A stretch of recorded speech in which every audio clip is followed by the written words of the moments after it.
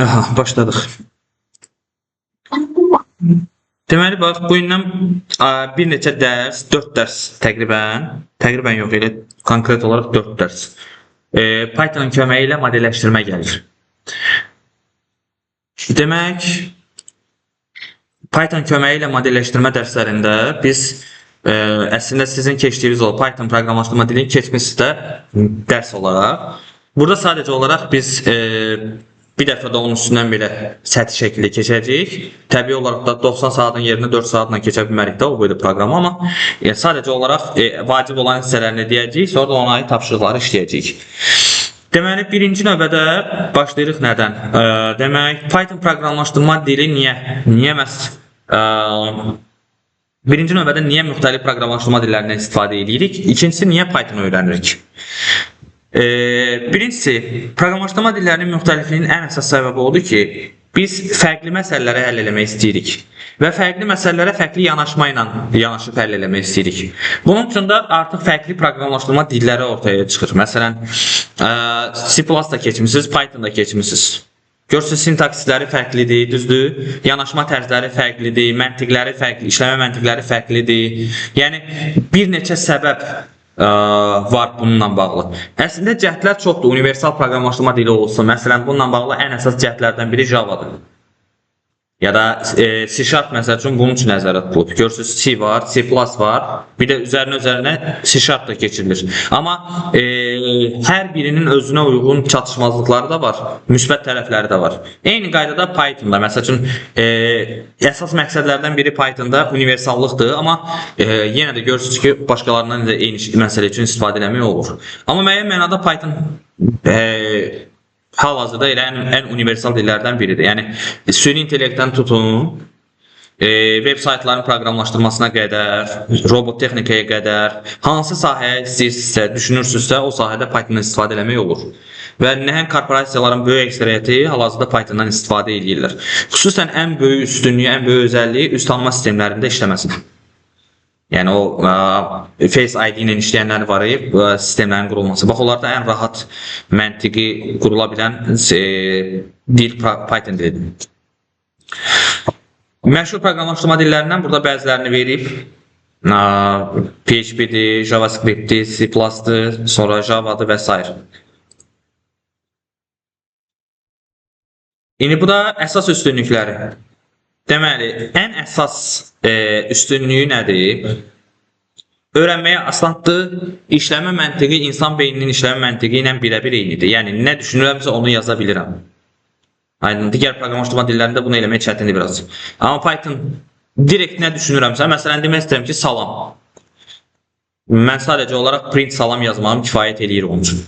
Amma məsələn, C++-da onun üçün 6-7 səhifəlik, yəni sətirlik kod yazmaq lazımdır ki, təkcə salam sözünü çıxışa vermək üçün.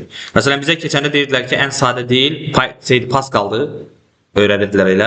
Amma Pascal'da bir dənə salam sözünü yazmaq üçün 8 dənə sətir lazım. Bəli, hamısını bir dənə daxil eləməlisən, ekranı təmizlə, proqramın adını daxil elə, dəyişənləri ver və s. O yüzdən Python daha üstündür. İndi gəlirik idle'lar. Idle'lar proqram kodlarını yazmaq üçün olan mühitlərdir. Müxtəlif xüsusi idle'lardan istifadə edirlər, amma ən məşhurları məsələn Visual Studio'dur ya da PyCharm'dır. Amma indi biz burada Sclap, deyəsən belə oxunur, Sclap deyə oxunur. Xüsusi olaraq alqoritmika platforması üçün yaradılmış proqramlaşdırma mühitidir. O platformanın daxilində işləyir kodlarla. Bax o. Bunun müəyyən çatışmazlıqları da var, amma müsbət tərəfləri də var, indi deyəcəm nədirsə. Məsələn, işləmə sürəti baxımından çox zəif sürətlə işləyir Sclap. Bir dənə kodu yazırsınız, nə qədər fikirləşmək lazım gəlir, amma digər idle'larda daha sürətli cavab almaq mümkündür. Sadə proqramlarda bunu hiss eləmək olmur, amma mürəkkəb olanda hiss eləyirsiniz. Burada həmin idle'ın əsas komandalarıdır. Məsələn, əvvəldən başlamaq, sazlamanı qoşmaq, yadda saxlamaq, nə bilim, rəng sxemi, kodu bütün ekran boyu açmaq, sonra tətbiq işə salmaq, addım-addım yerinə yetiririk, ayda necə? Bu da nəticəni yoxlamaq. Bu da proqram icraya veriləndə müəyyən bir hissəsində dayandırmaq istəyirsə, dayandırma düyməsidir. Gəlirik proqramlaşdırmada sintaksis. Sintaksis elə dildə, adi danışıq dilində nə deməkdirsə orada da odur. Yəni yazı qaydalarıdır. Yəni necə yazırıq, necə danışırıq kompüterlə, onu təyin edən şey həmin proqramlaşdırma dilinin sintaksisidir. Burada verib bir yaddaşda saxlanmanı, baxın birinci növbədə dəyişən anlayışını bilmək lazımdır. Ümumiyyətlə bütün proqramlaşdırma üçün dəyişən nədir? Dəyişən yaddaşda adlandırılmış sahəyə deyirik. Yadda qalar. Yəni elə bir sahədir ki, biz ona ad qoyuruq və sonra həmin o adla adlandırdığımız hissəyə istədiyimiz dəyərləri verər, müxtəlif, yəni proqramın gedişatı ərzində hər dəfəsində müxtəlif dəyərlər verib qiymətlərini dəyişə bilirik. Aydındır? Ona nəsə oldu? İnternet getdi. Sizə də getdi internet? Yox, tək məndə gedibmiş. Yaxşı, sonra gəlirik mənimsətmə işarəsinə. Mənimsətmə işarəsi dəyişənin qiymətini dəyişmək üçün istifadə olunan işarədir. Adi bərabərlikdən fərqlənir Pythonda. Çünki bərabərlik dediyimiz o müqayisə anlamında bərabərlik iki bərabərliklə göstəriləcək. Sonra gəlirik dəyişənin adlandırılması qaydaları. Dəyişənin adlandırılması üçün müəyyən şərtlər var. Bunlar hansılardır? 1. Dəyişənin adı rəqəmlə başlamaz. 2. Dəyişənin adında boşluq işarəsindən istifadə etmək olmaz. 3. Dəyişənin adında altdan xətt işarəsi xaricində hər hansı bir durğu işarəsindən istifadə etmək olmaz. Aydın necə? Yəni hər hansı bir əlavə simvoldan istifadə etmək olmaz. Sonra bir də Pythonda Python proqramlaşdırma dili registra həssasdır. Registra həssaslıq bilirsiniz nə deməkdir? Yəni registr dediyimiz şey böyük hərflər və kiçik hərflər arasındakı əlaqədir. Böyük hərflərdən kiçik hərflərə, kiçik hərflərdən böyük hərflərə keçid. Yəni tutaq ki, böyük A hərfi ilə balaca A hərfi fərqli dəyişənlərdir. Eyni deyil. Ta ki biz kompüterdə adətən yazanda böyük kiçik olmasına əhəmiyyət vermirik də, eyni şey kimi qəbul edirik. Amma burada o həssaslıq var, yəni fərqli dəyişən olacaqlar. Təbii ki, fərqlidir. IC-də fərqlidir. Sadəcə olaraq, məsələn, tutaq ki, Windows'da fayla ad verirsiniz ya da qovluğa ad verirsinizsə, orada böyük ilə kiçik ilə verməyinizin fərqi olmur, eyni qəbul edir sistem. Amma burada məsəl üçün fərqlidir. Elə yer var ki, eyni qəbul eləmək olur, elə yer var ki, olmur. Fərqi yoxdur. Orada fərqi yoxdur məsələn. Yazırsınız, məsəl üçün şeylər verirsiniz, tutaq ki, case'lər verirsiniz ya da nə bilim, sahəyə ad qoyursunuz, böyük hərflə kiçik hərflə yazmağınızın fərqi yoxdur. Amma burada çox fərqlidir. Burada məsəl üçün kiçik ilə yazmayıb, böyük ilə yazsan səhv edəcək. Ya da böyük ilə yazılmalı yerdə kiçik ilə yazsan xəta verəcək. Sonra gəlirik nəyə? Ən çox istifadə olunan ümumiyyətlə verilənlər tiplərindən birinci danışırıq. Baxın, MIG proqramında bu verilənlər tiplərindən hansılar sizə lazım olacaq? Int, string, float, bool, list və salam. Yəni dictionary, setdir, tuple'dur, bunlar istifadə olunmur orta məktəbdə. Rəqəmsal kursunda var, orta məktəb dərsliklərində yoxdur. O yüzden qəbul imtahanına, yəni MIG qəbul imtahanında o funksiyalardan, yəni o tiplərdən istifadə olunun məsələ şəklində qarşınıza çıxmayacaq. Aydındır mı? Demək, ədədlərlə bağlı iki əsas tip var. Tam ədədlər, bir də həqiqi ədədlər. Əslində üçüncü bir tip də var. Bunu burada izah eləmirlər, öyrətmirlər, amma belə ümumən var. O da kompleks ədədləri göstərmək üçündür, kompleks tipi. Yəni, kompleks ədədlərlə işləyirsiniz də, adi riyaziyyatda həmin o ədədləri təsvir eləmək üçün kompleks tipindən istifadə edirlər. String sətirləri ifadə eləmək üçündür. Sonra bu məntiqi tip, məntiqi ifadələri ifadə eləmək üçündür. Məsələn, deyək ki, 5 böyükdür 3-dən. Doğrudursa true, deyilsə false, yəni məntiqi dəyərini verəcək. Müqayisə olsun, seçim olsun və s. bunları adlandırmaq üçün istifadə edən tipdir. List siyahılardır. Siyahılar nizamlanmış, müxtəlif obyektlərin nizamlanmış çoxluğu kimi bir şeydir. Aydındır və orada müxtəlif tipli elementlər ola bilər. Sonra dəyişənlərin əsas tiplərinə dəyirik. Burada ədəd tipləri, sətir tipləri. Sonra gəlirik nəyə? Bəli, dırnaq içərisində yazanda onu sətir deyəcəyik, dırnaq içərisində yazmayanda ona ədəd deyəcəyik. Gəlirik funksiya anlayışı. Ümumiyyətlə funksiya riyaziyyatda da bildiyimiz şey oldu ki, mən həmişə bunu izah eləyəndə deyirəm ki, riyaziyyatda da izah eləyəndə deyirəm ki, ət çəkən maşına oxşuyur funksiya. Yəni funksiya dediyimiz şey, funksiya dediyimiz aparat əslində nədir? Girişdə müəyyən verilənləri bir götürür, çıxışda bizə fərqli tipli verilənlər geri qaytarır. Yəni fərqli verilənlər geri qaytarırsa buna biz funksiya deyirik. Məsələn, ət çəkən maşın. Əti atırsan, qiymanı çıxışa verir. Aydın necə? Soğanı atırsan, onu çəkir sənə çıxışa verir. Qozu tökürsən, onu sənə çıxışa verir. Başa düşüldü necə? Və bu dediyimiz şey funksiyadır. Başa düşüldü necə? Yəni, sadə yadda qalsın, sadə başa düşülsün deyə deyirəm. Yəni funksiya dediyimiz şey əslində qeyri-adi bir şey deyil. Müəyyən bir girişdə nəsə var, o girişdə olan şeyi götürür, onun üzərində nələrsə dəyişir, çıxışda başqa bir şey verir bizə. Aydın necə? Məsələn, deyək ki, apar dərziyə parça veririk, o bizə paltar tikir, geri qaytarır. Yəni, material eynidir, amma girişdə verdiyimizlə çıxışda aldığımız verilənlər fərqlidir. Yəni, həmin verdiyimiz nümunədə dərzi nə olacaq? Funksiya olacaq. Başa düşüldü necə? Yəni, o əməliyyatı icra edən. Burada da həmin şəkildə tərif verilib. Arqumentləri qəbul edən və qiymətləri qaytaran obyektdir. Fərqi yoxdur. Yəni, istəyirsiniz riyaziyyatda funksiya deyin, istəyirsiniz proqramlaşdırmada funksiya deyin, istəyirsiniz adi həyatda funksiya deyin, eyni şeydir. Sonra gəlirik Pythonda funksiya anlayışına. Pythonda funksiya müəyyən təlimatlar dəstidir. Yəni, müəyyən əməliyyatlar ardıcılığıdır, müəyyən əməliyyatlar dəstidir. Aydındır?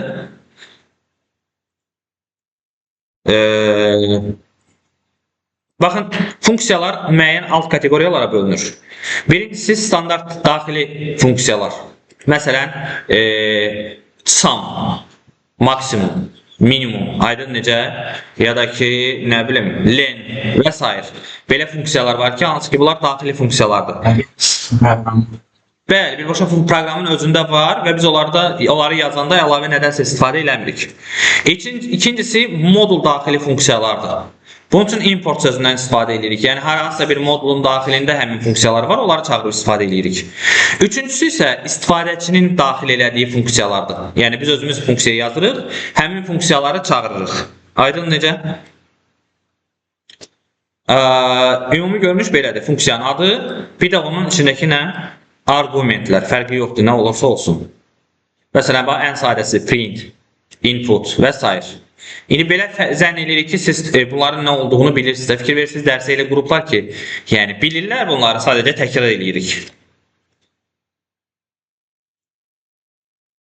Və nümunə verir burada ki, yəni necə yazmaq lazımdır. Məsələn, birinci gəlmişik print funksiyasının sintaksisi. Printdə necə olmalıdır? Birinci printi yazırıq, daha sonra da argumentləri yazırıq. Əgər dırnaq içərisində yazacaqsa ya da bir neçə bir şey dırnağın içində yazırıqsa, o zaman həmin verilən olduğu kimi çıxışa gedəcək. Dırnağın içində nə varsa o. Əgər bir neçə veriləni yazırıqsa, çıxışa verməyə çalışırıqsa, o zaman onlar üçün vergüldən istifadə edirik. Yəni aralarına vergül qoyuruq. Və onlar aralarına bir boşluq işarəsi qoymaq şərti ilə ardıcıl şəkildə çıxışa verilir. Əgər ədədləri daxil ediriksə, o zaman bu zaman dırnağa ehtiyacımız yox. Sadəcə ədədi yazacağıq, çıxışda olduğu kimi ədəd çıxacaq.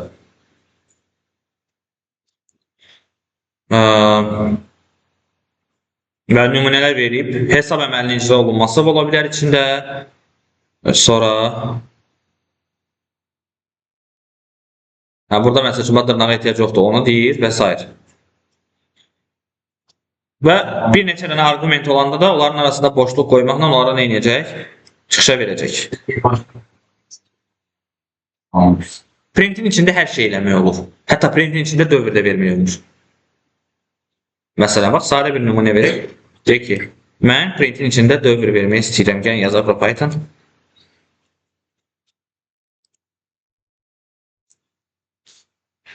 Məsələn, deyək ki, birdən n-ə qədər ədədlərin cəmini hesablamaq istəyirəm Python'da. Və istəyirəm ki, klaviaturadan n-i daxil edeyim. Hər dəfəsində birdən n-ə qədər ədədlərin cəmini neynəsin o?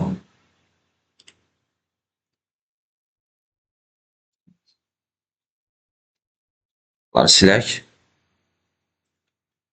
Qalsın, bu nə edir?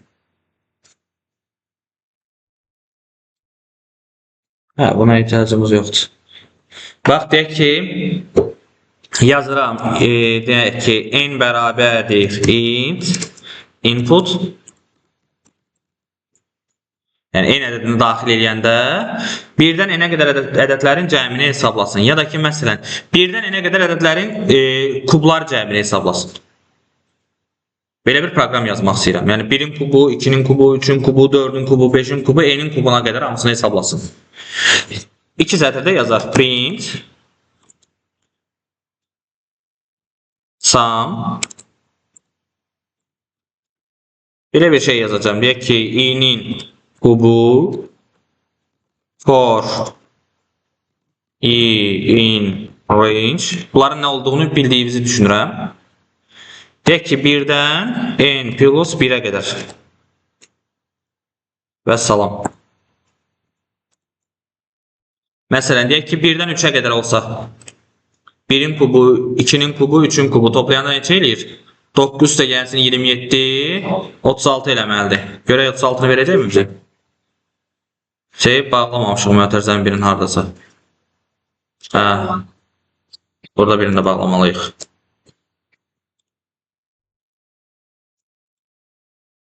Deyək ki, 3 daxil eləsək 36-dan çıxışa verməlidir. Aydın oldu necə? Ya da məsələn, mən istəyirəm ki, 1-dən n-ə qədər 5-ə bölünən ədədlərin kublar cəmini çıxışa verim. O zaman bura bir dənə şərt də əlavə edərəm. Əgər i bölünsə 5-ə bərabər olsa 0-a. Və salam. Deyək ki, 20-yə qədər ədədlər üçün eləyək. Başa düşüldü mü?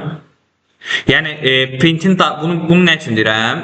Printin daxilində dövr verə bilərsiniz, printin daxilində müəyyən hesablamalar nə istəyirsə verə bilərsiniz. Yəni, hər şeyi printlə əhatə eləmək olar. Bir də bir şey yadınıza saxlayırıq da, ümumiyyətlə Pythonda təkcə print üçün keçərli deyil, digər funksiyalar üçün də bu keçərlidir. Yəni, bir funksiyanın daxilində istədiyimiz digər funksiyaların hamısının qiymətlərini hesablayıb arqument kimi ona ötürmək olar. Başa düşüldü?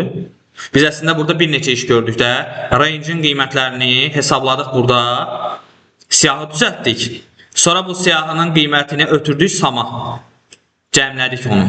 Və sonra da aldığımız qiyməti ötürdük printə. Biz bunu belə uzun-uzadı yazacaq olsaydı fərqli yazmalıydıq da. Məsələn, belə bir şey yazmalıydıq əslində. S bərabərdir 0. Sonra verməliydik belə bir şey. For i in range. Deyək ki, 1-dən n üstə gəlsin 1-ə qədər. Sonra belə bir şey verməliydik. Əgər i 5-ə bölünəndə qalıq 0-dırsa, aydın necə? S bərabərdir, S üstə gəlinsin, i-nin nəyi? Kubu. Düzdür? Və sonra da verməliydik belə bir şey. Print S. Bütün bu gördüyümüz işləri, hətta mən burada siyahıdan istifadə eləmişəm. Əgər siyahı ilə vermək istəsəydim, onda biraz da işimiz uzanmalıydı. Birinci bunu verməliydik. Sonra biz burada bir dənə list yaratmalıydıq. Deyək ki, M listi yaradaq. M bərabərdir. Boş list verək. Sonra da burada belə bir şey verək. M nöqtə append i. Sonra burada S bərabərdir. Məsələn, sum M yazmalıydım. Sonra da S'in qiymətini çap eləməliydim. Biz bu qədər işin hamısını sadəcə bir sətirdə yazdıq. Amma printin daxilində yazdıq. Yəni, burada izah eləmək istədiyim şey başqadır əslində. Yəni, print daxilində tək toplama, çıxma ya da nə bilim, vergüllə nələrsə ayırmaq yox. İstədiyimiz qədər dəyişənləri verə bilərik. Başa düşüldü necə? Sonra, indi gələk, orada şeydə davam eləyək. Baxaq nəzəriyədə nəyimiz var başqa.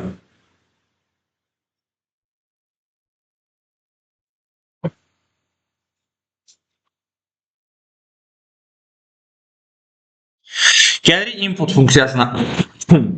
Input funksiyası klaviaturadan verilənləri daxil eləmək üçün istifadə olunur. Bu nə deməkdir? Yəni biz müəyyən hesablama bayaqlara eni daxil elədikdə, yəni neçəyə qədər hesablamaq istəyirik, eniyə qədər həmin eni daxil eləmək üçün inputdan istifadə edirik. Standart halda input sətr tipində qiymət qaytarır. Amma biz onu ədədə çevirmək istəyirik ya da başqa tipə çevirmək istəyiriksə, o zaman qarşısına həmin funksiyanı yazırıq. Məsələn, deyək ki, başqa bir proqram yazıram. Deyək ki, daxil edilən ədədin rəqəmləri cəmini hesablayan proqram qurmaq istəyirəm. Belə bir şey eləmək istəyirəm. İndi bunun üçün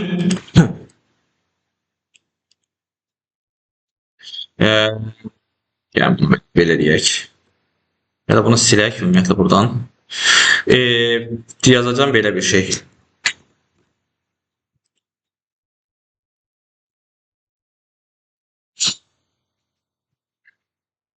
Deyək ki, buradan yazacağım. Int i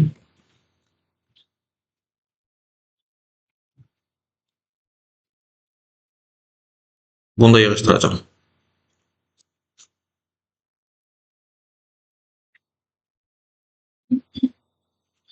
Klaviaturadan daxil edilən ədədin rəqəmləri cəmini tapır. Bax, məsələn, deyək ki, belə bir ədəd yazmışam. Neçə eləməlidir? 16 eləməlidir. Hər rəqəmləri cəmi hesabladıq, 16-nı verdi. Bax. Gəl, başa düşməyə çalışaq da kodu. Qoy bunu buradan götürək, kəsib. Sonra onun üstündə izah eləyə bilək də ki, nə eləmişik.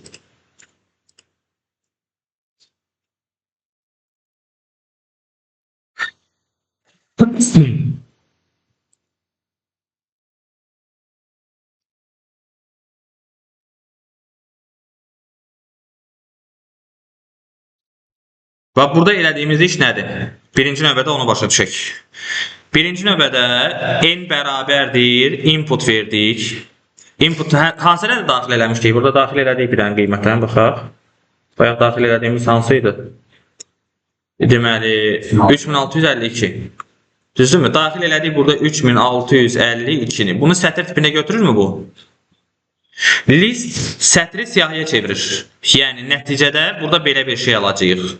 3, 6, 5, 2. Aydındır?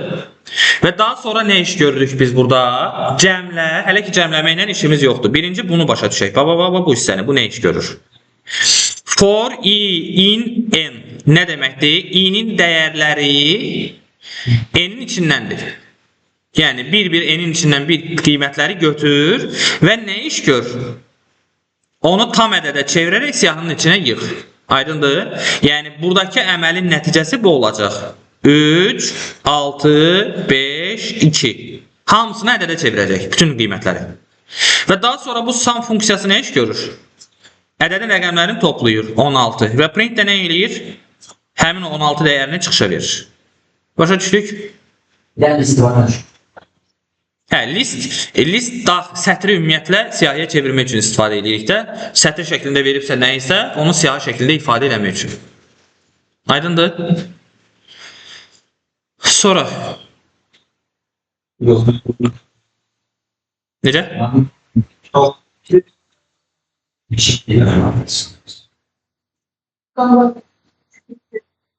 While-la yazanda. Onlar elə də yazmaq olar əslində. Əslində kompüterin içində baş verən proses eynisidir. Sadəcə biz yazanda kodu daha qısa yazdıq. Sonra. Zaten birinci öyrədəndə o cür öyrədir. Hamımızı mən də öyrədirəm. Birinci onunla eləyirsən, sonra artıq yavaş-yavaş biraz daha şeyədə, nətər deyək, daha qısaya, daha videolara əl atmaq istəyirsən. Sonra inputu bildik də biz. Düzdür, inputun nə işə yaradığını buna baxdıq. Input qiyməti nə qaytarır, onu da bildik. Sonra Riyazi əməliyyatlar, toplama, çıxma, vurma, bölmə, tam ədədli bölmə, bölmədən alınan qalıq. Bunları bilirik. Toplama, çıxma, vurma, bölmə asandır. Tam ədədli bölmə 2 slash ilə göstərirdikdə, düzdür? A-nın B-yə bölünməsindən alınan natamam qisməti. Əslində tam ədədli bölmə niyə deyirlər ona bilmirəm. Əslində natamam qisməti hesablayırıq. Ədədin tamını tapır. Və bu da qalığı tapır.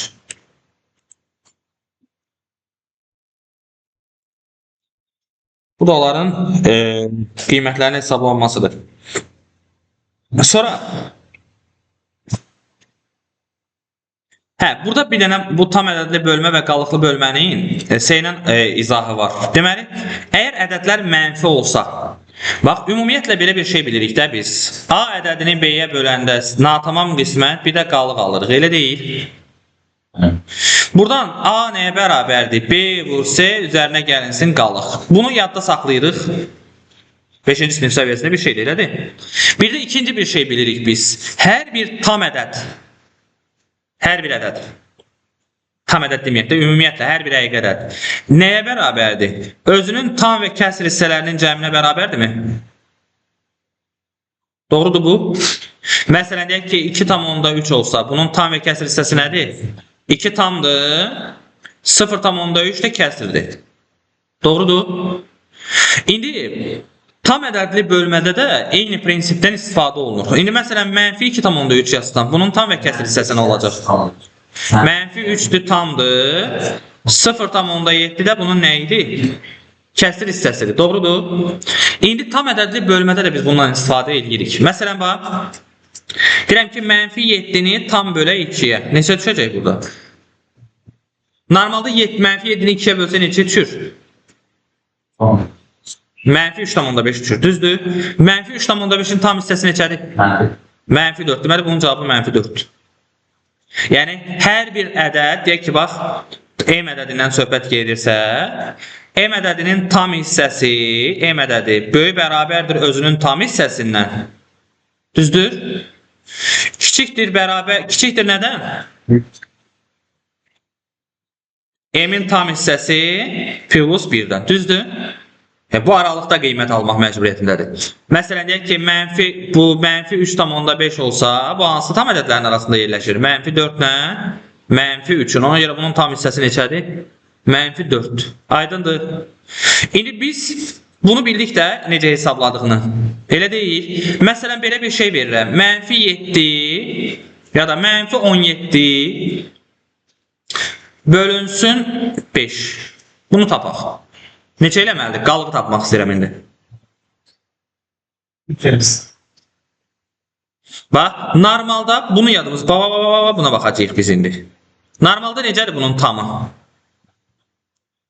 Mənfi 4. Doğrudur.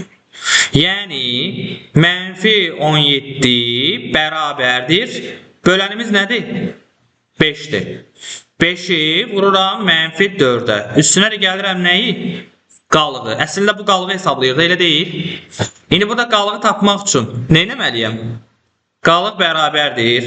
Bunu keçirəm bərabərliyin sol tərəfinə, elə deyil. Mənfi 17 üstə gəlinsin 20. O da neçə eləyəcək? 3. Yəni mənfi 17-ni 5-ə böləndə qalıq neçə imiş? 3 imiş. Aydındır. İndi gəlin başqa birinə baxaq. Deyək ki, mənfi 17-ni bölürəm mənfi 5-ə. Normalda mənfi 17-ni mənfi 5-ə bölsək, tam hissə neçə düşəcək? 3 olacaq. Düzdür, mənfi böləndə müsbət edir axı. Deməli, oldu 3. Deməli, mənfi 17 bərabərdir. 3 vurulsun mənfi 15. Üstə gəlinsin nədir? Qalıq. Buradan qalıq nəyə bərabər olacaq? Mənfi 17 üstə gəlinsin 15.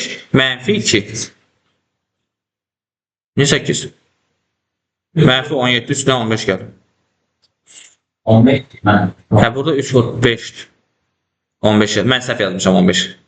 Aydın oldu necə? Birbaşa mənfi 15 yazmışam. Prosta beynimdə hesabladım, oraya yazmışam. Mənfi 17-ni mənfi 5'ə bölsəm 3 tam düşür, müsbət 3. Düzdür? İndi buradakı baba bundan istifadə eləsə, baba bu qaydadan.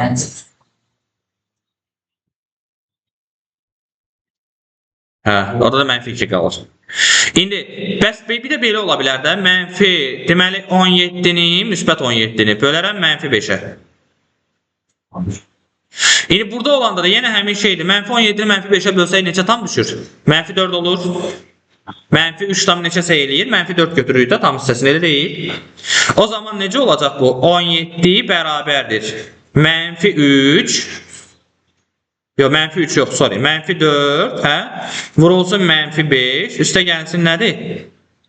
Qalıq, doğrudur. Bu bizdə müsbət 20 eləyir. Onda qalıq neçə olacaq? 17 çıxılsın 20, yəni mənfi 3. Hər 4 halın 4-ünə də baxdıq. Müsbət olanda aydın məsələdir. Birincisi müsbət, ikincisi mənfi. Yəni bölünən mənfi, bölən müsbət olanda tapdıq. Hər ikisi mənfi olanda da tapdıq, düzdür?